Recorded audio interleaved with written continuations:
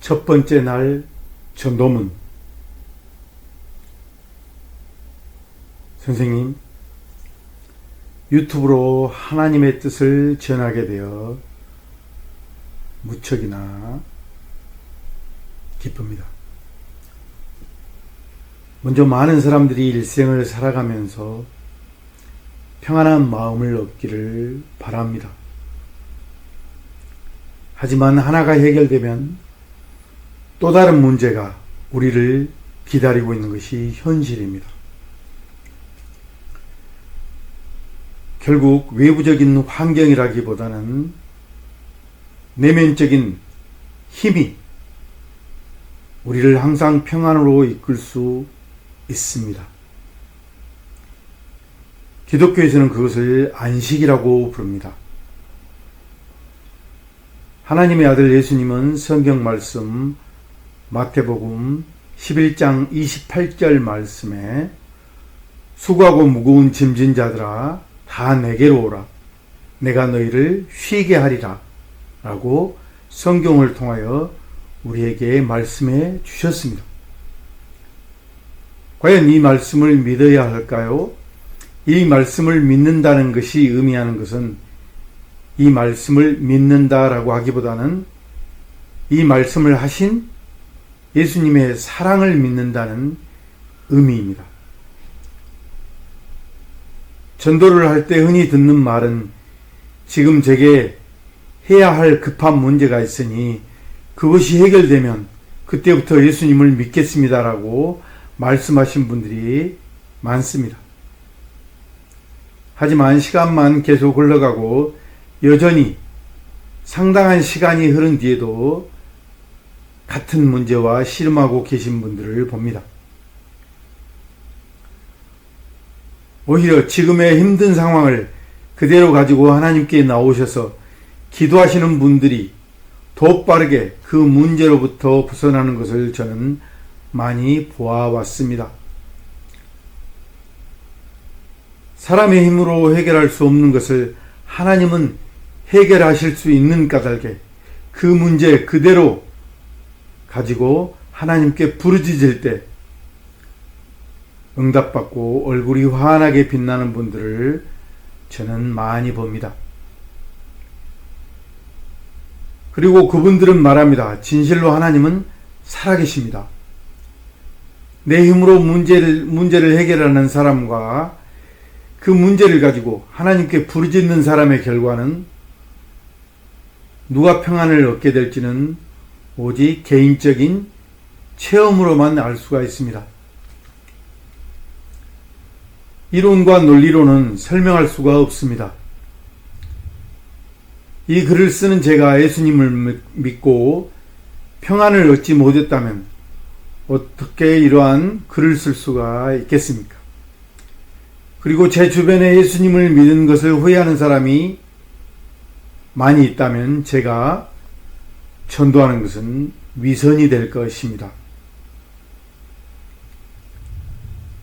많은 이야기는 차차 날마다 유튜브 영상으로 전해드리도록 하겠습니다. 기독교의 개요는 대략 이렇습니다. 먼저 창조주 하나님이 계십니다. 그분은 오직 유일하신 하나님이십니다. 그리고 천국에서는 만화 같은 일이 있었습니다. 사탄입니다. 사탄은 본래는 천사였다고 합니다. 하나님이 만드신 루시엘이라는 천사였습니다.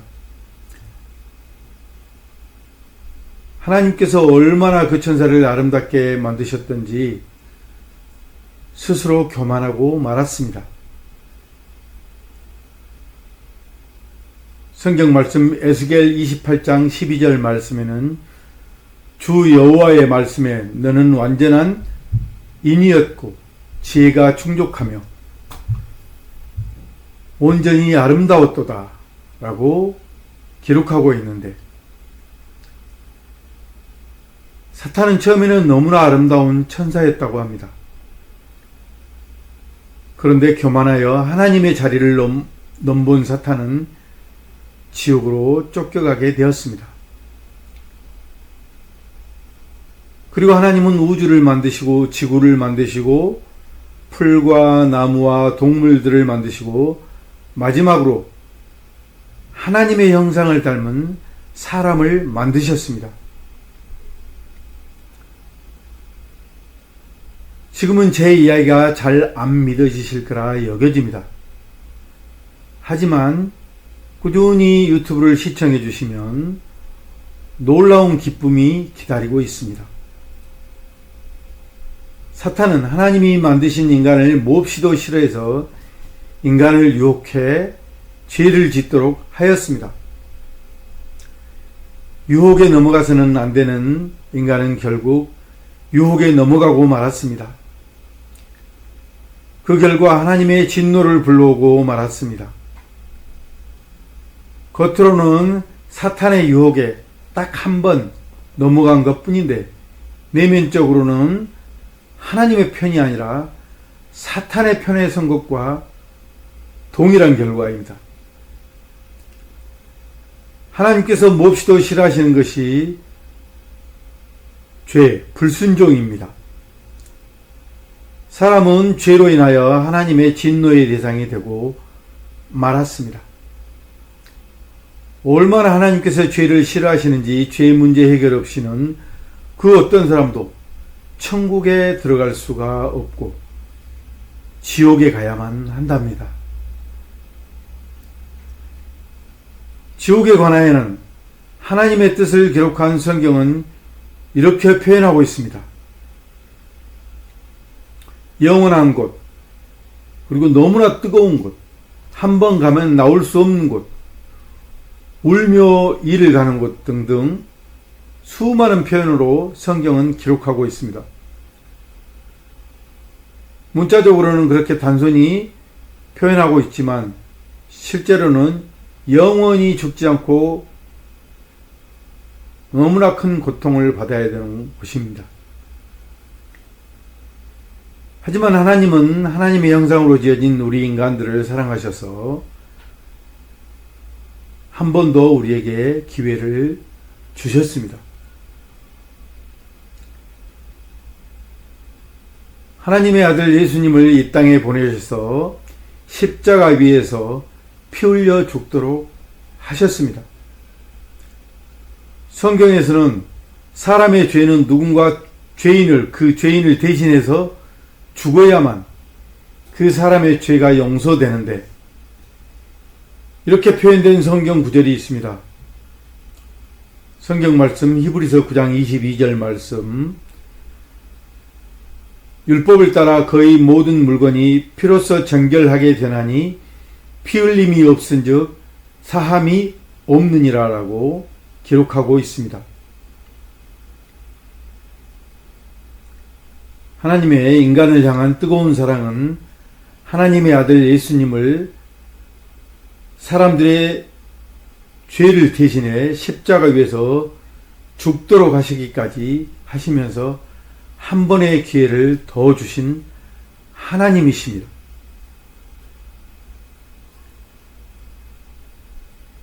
십자가 사랑의 의미는 하나님께서 우리 죄를 대신해 죽도록 하신 분을 천사 중 한 명이나 다른 사람을 선택하신 것이 아니라 하나님의 아들을 선택하셨다는 것입니다. 하나님의 마음은 너무나 괴로우셨을 것입니다. 말로만 사랑하시는 하나님이 아니십니다. 우리 교회 담임 목사님은 이 상황을 이렇게 표현하셨습니다. 사람들은 사랑을 장미꽃을 주면서 프로포즈합니다. 그러나 하나님의 사랑은 자기 아들을 십자가에 못 박아 우리 성도들에게 프로포즈 하신 것이라고 표현하셨습니다. 장미꽃을 주면서 하는 프로포즈는 그 사랑이 변할 때도 있습니다. 자기 아들을 내어주기까지 우리를 사랑하심을 몸소 보여주신 하나님이십니다. 그리고 하나님은 성경을 통해서 천국에 오는 조건을 매우 간결하게 말씀하십니다. 하나님의 아들 예수님을 믿는 자마다 누구든지 천국에 오도록 구원받도록 하셨습니다. 천국 가는 길이 어려운 게 아니랍니다. 예수님을 믿기만 하면 천국에 갈 수가 있도록 하신 분이 하나님께서 인간과 하신 약속, 언약이라고 합니다.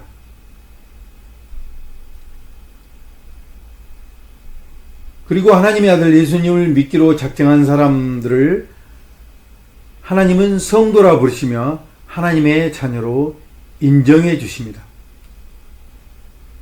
그리고 지금까지 지내오면서 지은 죄를 하나님의 아들을 믿고 순종하고 회개하면 하나도 기억하시지 않겠다고 성경은 기록하고 있습니다. 그리고 예수님께 순종하기로 작정한 사람들은 알 수 없는 하나님께서 주시는 평안을 맛보게 됩니다. 곧바로 나에게 있는 문제들이 당장 해결해지지는 않을지라도 평안한 마음이 우리를 감쌉니다. 성경은 이렇게 표현하고 있습니다. 너희 영혼이 잘됨 같이 네가 범사에 잘되고 강건하기를 내가 간구하노라 라고 기록하고 있습니다. 하나님도 하늘에서 우리들을 지켜보고 계십니다. 우리들에게 있는 사정 훤히 다 아시면서 하나님께 결단하고 가까이 나아갈수록 우리 주변의 힘든 상황들을 하나하나 해결해 주시는 것을 기뻐하십니다. 우리를 사랑하시기 때문에 속히 해결해 주시기를 오히려 하나님이 더 바라시고 계십니다. 다만 우리에게 있는 하나님이 싫어하실 만한 생활에서 더 빠르게 떠난다면 하나님도 더 빠르게 우리 보기에 이것이 해결될까? 불가능해 보이는 문제들까지도 속히 해결해 주십니다. 왜 그러실까요? 얌체족들 때문입니다. 그들은 문제가 해결되면 곧바로 예전 하나님이 기뻐하시지 않는 죄악된 생활로 하나님 곁을 KTX보다 더 빠르게 떠나버리고 맙니다. 하나님을 배신하게 됩니다. 하나님이 싫어하실 만한 생활에서 떠나면 불안과 무거운 마음은 어느새 사라지고 평안과 기쁨으로 우리 마음은 가득 채워지게 됩니다. 하나님께서 싫어하실 만한 선생님의 생활 습관 곰곰이 생각해 보시고 판단이 서시면 바로 하나님께서 기뻐하시지 않을 만한 생활에서 떠나면 됩니다.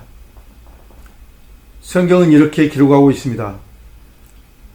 너희는 이 세대를 본받지 말고 마음을 새롭게 함으로 변화를 받아 하나님의 선하시고 기뻐하시고 온전하신 뜻이 무엇인지 분별하라 라고 말씀하고 있습니다.